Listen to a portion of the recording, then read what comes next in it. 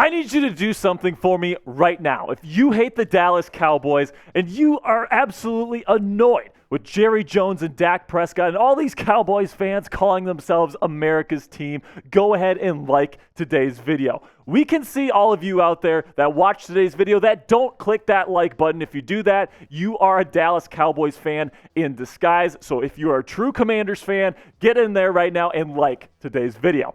All right, now let's get into today's news and rumors, starting off with the latest on Dalvin Cook, where NFL analyst from NFL Network, Bucky Brooks, has suggested the Commanders sign the former Vikings running back in NFL free agency. So now, will the Commanders add another running back here before the start of training camp? I think it's certainly possible, okay? The Commanders have been in talks with Kareem Hunt as of late, and it's definitely possible that Hunt reunites with his former offensive coordinator in Kansas City, Eric Bieniemy, here before the start of camp. And you could definitely say that the Commanders running back room definitely needs a little bit more explosiveness here going into next season. 28th in yards per carry back in 2022. And right now, Brian Robinson is fine. He plays with good vision and toughness. I really think he's a solid running back, but is he the type of guy that's going to hit home runs for this offense this year? Not too sure about that. And then Antonio Gibson, we're actually going to be talking about him later on in today's show. I think he's more of a wide receiver, more of a gadget player than a true wide receiver. Doesn't have the best vision. I do like Chris Rodriguez Jr., but he's definitely not the type of guy that's going to be breaking out and be a breakout star in his rookie campaign. But this is what Bucky Brooks had to say about potentially adding Dalvin Cook to this roster. Dalvin Cook is that in that uniform changes how you may play their offense. It opens up the field for Terry McLaurin and those playmakers on the outside. That would be the team. If I could gift them a marquee player, I would gift them Dalvin Cook and that situation. If he's there, that changes everything. Continues to say here, if the Commanders are able to run the football and not have to put it all on Sam Howell, they can win some of these grudge matches, some of these low-scoring affairs, and find their way into the postseason. Now, Dalvin Cook, over the last couple of years, has regressed a little bit. Okay, 4.4 yards per carry last year. It's not terrible, but certainly not what it was just a couple of seasons ago. 8 touchdowns for the Minnesota Vikings. He didn't have a bad season necessarily for Minnesota last year, and I think because of that, he still wants to get paid like a true number one running back, which is why I think the Commanders are more likely going to sign Kareem Hunt as opposed to Dalvin Cook. But I absolutely agree with Bucky Brooks in this scenario. If the Commanders can somehow get Dalvin Cook in this running back room, I think it adds a level of of explosiveness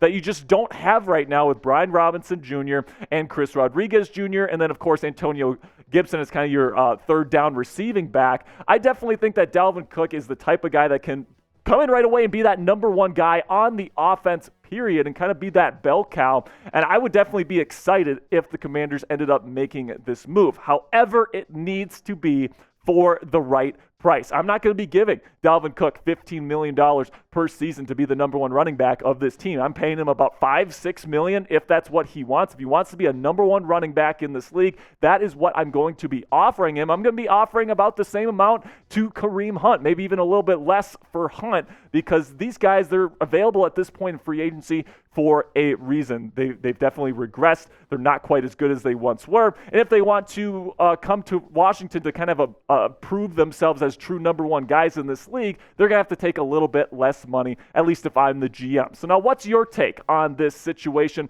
with the Commanders running backs? Should Washington sign Dalvin Cook? Let me know what you guys think down there in the comments section by giving me a hell yes or a hell no. This is going to be the pinned comment on today's show. So YouTube's going to throw you an ad break here in just a couple of seconds. Take advantage of that time by giving me a hell yes or a hell no down there in the comments section.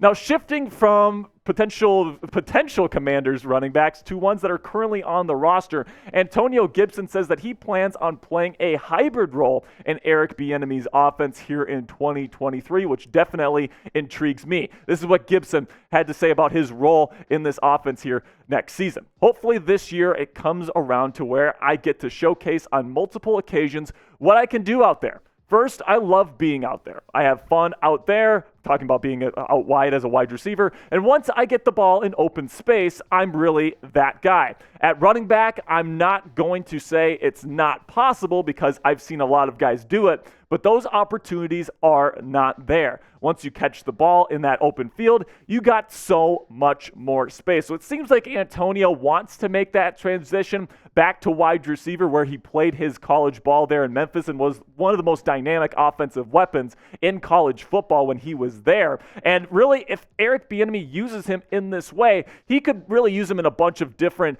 interesting formations and use him as kind of a gadget player like the way they use Curtis Samuel right now. And if you got two guys like that, they can move all over the field. That is a fantastic thing to have, and he could prove to be Eric Bieniemy's secret weapon here in 2023. Again, you take a look at this depth chart, and I like Brian Robinson Jr. and I like Chris Rodriguez Jr. as kind of your power backs, as kind of your every down backs, but Gibson's vision in the run game is just not where it needs to be pretty much an every down starter. He's proven that over the last couple of years, but he's still really explosive and dynamic in the open space. So the best way to do that is to get him outside and get him the football in the passing game. And I think Eric Bieniemy is smart enough to use him in that way. I guess to what extent we're going to have to see once the season rolls around. So show your support for the Commanders Report here by liking today's video. If you think Antonio Gibson is going to thrive in Eric Bieniemy's offense, go ahead and click that thumbs up icon for me right now. Really do appreciate all the support. So now, Kansas City Chiefs quarterback and last year's NFL MVP Patrick Mohomes is excited for Eric Bieniemy in Washington. He had some very nice things to say about the Commanders' offensive coordinator to the Associated Press. This is what he had to say.